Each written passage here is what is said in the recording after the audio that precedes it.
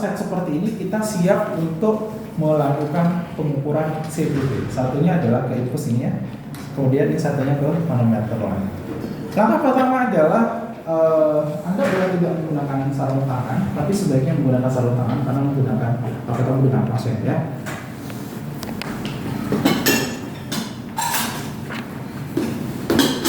Ini dipastikan baru atau lama? Lama. Ya, menurut saya sudah dipakai apa belum? Belum. Ya.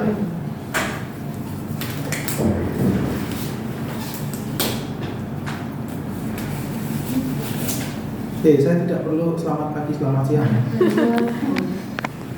Yang pertama adalah satu, tutup tirai. Kemudian kedua, karena kalau di ICU kadang nggak ada tirainya, lost door, apalagi pasien-pasien dengan ICU, pasien-pasien dengan COVID itu udah lost door, ARDS itu lost door satu ruangan tempatnya. Yang pertama kita harus lakukan adalah pasien kalau masih menggunakan bantal atau pasien posisinya bednya masih ditinggikan harus disupinasikan dulu, lurus, ya. Itu langkah pertama. Langkah kedua adalah harusnya dia punya tangan ya, yang seperti ini ya. Tangan pasien itu 90 derajat ke atas seperti ini, lurus. Jadi ditegakkan terus di sini. Oke. Yang ketiga adalah kita akan mencari titik nol atau 0 point pada pasien. Cara mencari 0 point pada pasien atau titik nol pada pasien adalah dengan mencari interkosta keempat, ya, 1, 2, 3, 4, kira-kira akan di sini ya. Oke, sudah. Kemudian kita tarik lurus seperti ini. Tarik lurus, bisa kelihatan? Tarik lurus ke samping. Kemudian dari apa? Ya, itu bahasanya. Aksila, mid aksila, di tengah-tengah aksila itu juga kita tarik lurus. Nah, pertemuan antara interkosta keempat dan mid aksila itu adalah titik nol pada pasien. Ya, jangan diciein, ketemuan enggak. Ya, itu adalah titik nol pada pasien. Sekali lagi cari interkosta keempat, kemudian tarik dari mid aksila, mid itu tengah, aksila itu ketiak, nanti ketemu di tengah-tengah. Ya, nah pertemuan di tengah-tengah sini itu kita tandai, boleh menggunakan spidol, boleh menggunakan pulpen ataupun boleh menggunakan plester. Oke, kita tandai di sini. Kira-kira akan ketemu di sini. Sudah? Nah, sekarang kita akan samakan. Manometer yang ini kan titik nol pada pasien. Selanjutnya kita akan mencari titik nol pada manometer lain. Jadi ini adalah titik nol pada manometer lain kita. Nih, titik nolnya ada di sini. Ya, boleh nggak menggunakan penggaris biasa? Boleh. Saya jadi tiang infusnya, kemudian saya taruh penggaris di sini boleh. Yang penting ada kesamaan titik nolnya, nanti kesepakatannya ada di mana. Ya, oke.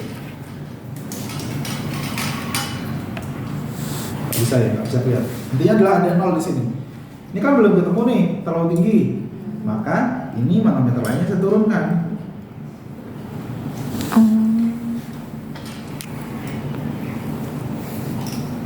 Sudah cocok belum? Pas belum deh? Iya Pak, pas. Pas belum? Pas. Masih ketinggian. Oh iya. Udah ya? Iya pas. Udah. Kelihatan nggak? Kelihatan. Ya kamu kesini lihatnya, kalau nggak kelihatan. Jadi pas antara titik nol atau 0 point pada manometer lain dengan 0 point pada pasien itu sudah pas lokasinya, ya. Atau kalau kita tidak punya penggaris seperti ini, bisa kita gunakan yang namanya pipa U. Pernah lihat pertukangan? Pernah.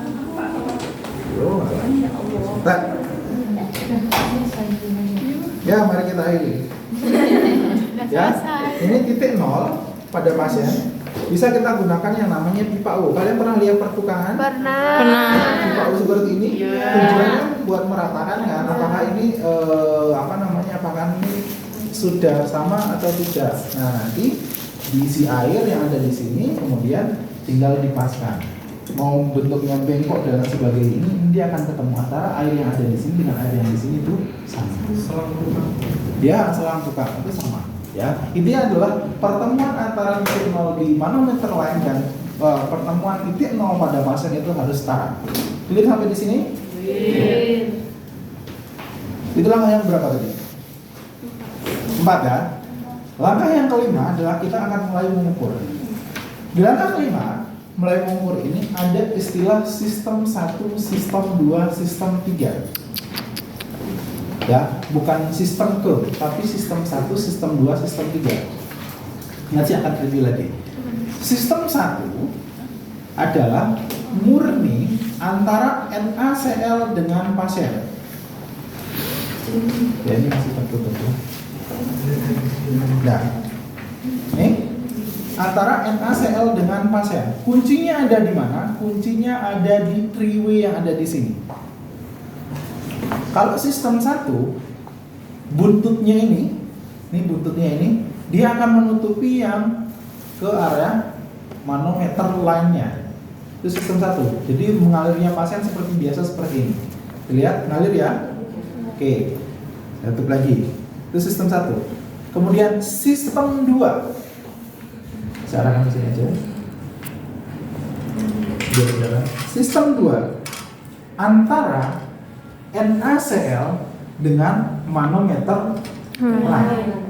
Maka yang akan ditutup adalah yang ke arah pasien. Jadi bukan NaCl ya, tapi NaCl dengan manometer line ini saya tutup yang ke arah pasien. Dan ya, maka dia akan naik di sini. Belum ya? Masih banyak. Harusnya dia kosong tadi. Diisinya, kita lihat yang ini ya. Diisinya sampai maksimal di 25. Lah kelihatannya ini? Jadi 21. Ya? Sudah? Sekarang poin intinya ada di sini. Sistem 3. Sistem 3 karena ini panteng ya. Sistem 3 yang dari NaCl itu saya tutup. Ya. Yang NaCl saya tutup. Ketika ini saya tutup, saya di sini aja ya. Nih. Ketika ini saya tutup, maka yang bermain adalah pasien dengan manometer lain. Ini nanti tinggal kita akan lihat. Dia akan turun naik di sini nanti. Oh, sorry, belum saya tutup ya. Oh, tutup. Nah, dia akan turun naik. Karena ini pantem, jadi dia nggak bisa turun naik. Misalnya turun saja. Dia akan turun naik seiring dengan inspirasi dan ekspirasi dari pasien. Ya, jadi turun naik di sini.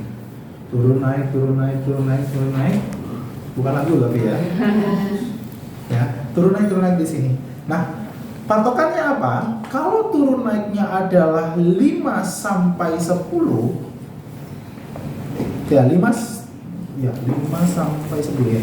Kalau patokannya adalah 5 sampai 10, ada yang mengatakan 10 sampai 15, 5 sampai 10, tapi kita gunakan yang patokan adalah 5 sampai 10. Itu berarti normal. Kalau lebih dari 10, 11 sampai 15 misalkan, maka tanda-tandanya adalah hipervolemia. Kalau kurang dari 5 atau bahkan dia minus di bawah sini, maka tanda-tandanya adalah hipovolemia. Jadi sampai di situ, paham? Oke, saya ulang lagi ya. Bisa enggak evalnya ngaknikuk lagi? Sekali lagi, yang pertama, langkah yang akan kita lakukan sudah semua kondisinya sudah terpasang. Pasang apa namanya ini? Kemudian ini infusnya, teriwinya. Kemudian langkah pertama yang kita lakukan adalah pasien di posisikan submiss. Langkah kedua adalah Tangan di atas 90 derajat. langkah ketiga adalah Mencari titik nol pada pasien atau 0 point. Cara mencari titik nol pada pasien adalah satu, kedua mencari mid pertemuan antara pertemuan antara interkostal keempat dan biaksila itu adalah 0 poin pada pasien. Kemudian langkah selanjutnya adalah menentukan titik nol pada pasien dan manometer. Oke, langkah selanjutnya adalah kita akan mengukur CVV-nya. Mengukur CVV sistem 1 itu normalnya pasien, sistem 2 NaCl dengan manometer. Sistem 3 manometer lain dengan NaCl. kuncinya ada di 3W. Oke. Pertama tadi diisi sampai berapa? 20 sampai 25. Nanti ketika kita mengukur CVV-nya, CVV-nya, pressure-nya, dia akan turun naik. Normalnya berapa? 5 sampai 10. Lebih dari 10 tanda-tandanya. Hipervolemia. Dari 5 atau minus tandanya. Hipovolemia. Maka evaluasi kita adalah SOAP, subjeknya biasanya pasiennya inilah on ventilator atau tidak sadarkan diri, on sedasi atau bahkan bisa kalau dia sudah tidak sedasi lagi pasiennya akan komposmetris tergantung dari patologi pasiennya. Objeknya adalah terpasang CVC, kemudian hasil CVP-nya itu berapa? Tinggal dilihat ya. Kalau normal berarti aman, kalau lebih berarti tinggal kita lihat SO assessment-nya. Intervensi sudah tercapai. SOA itu assessment itu diagnosa ya? Iya. Diagnosanya apa? Kalau lebih berarti hipervolemia. Kalau kurang berarti Hipovolemia. Kalau normal berarti kita tuliskan normal atau kita sampaikan normal. Kalau planning selanjutnya SOP planningnya, kalau hipovolemi maka kolaborasi untuk pemberian resusitasi cairan. Kalau hipervolemia berarti batasi asupan cairan. Kalau normal berarti pantau lebih lanjut. Paham di sini? Clear ya? Baru kita memastikan selesai. Pengukuran CPP clear, kita sampai di sana. Ya, baik. Saya lanjutkan. Kalau untuk perawatan CPC, ini juga saya lepas ya. Untuk perawatan CPC, langkahnya adalah sama. Jangan lupa cuci tangan, gunakan sarung tangan bersih saja. Ya. Kemudian selanjutnya kita siapkan apa?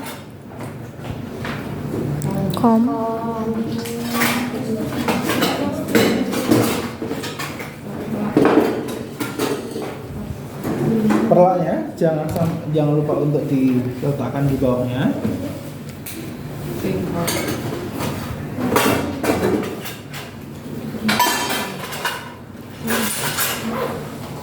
Nih, kalau saya ini tidak bisa digunakan lagi, ya, karena sifatnya dia resisten.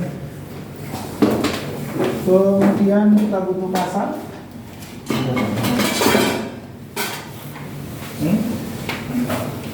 Kita juga butuh apa lagi ya? Nih, ini apa namanya? Bukan supratul ya, ini bukan supratul, tapi ini jenisnya adalah tule, namanya tule itu jaring-jaring.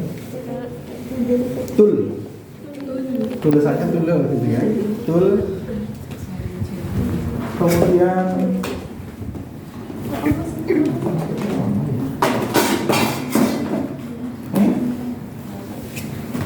namanya apa ini? Salep. Salep apa krim? Krim apa salep? Salep. Bedanya salep sama krim apa? Kalau salep itu Mhm. putih, kalau krim itu bening. Enggak tahu juga. hanya beda bahasa kali ya, bahasa Inggris sama bahasa Indonesia. Kalau salep itu bahasa Indonesia, krim itu krim bahasa Inggrisnya. Mungkin ya. Ada yang bahasa Inggrisnya nilainya A? Udah bahasa Inggris, Pak? Oh ya, dulu maksud saya. AB lah, Pak. Oh, A ya. Cuma lulus nggak mungkin sih. Mungkin Pak, mungkin. C itu pulang. Iyalah. Ada. Gak terima Pak sih. Harusnya pulang. Nggak mungkin nilai di Unisa itu dapat C. Kalau dapat C berarti kebangetan. Tugas dan lain sebagainya. Tutorialnya jelek atau nyontek segala macamnya. Ada yang nilainya C. Ada yang Minimal B banget itu nilainya kalau di Unisa. Karena hitung-hitungan itu nggak mungkin kalian dapat C. Iya, walaupun dapat C, mungkin ada di salah satu itu buruk banget. Satu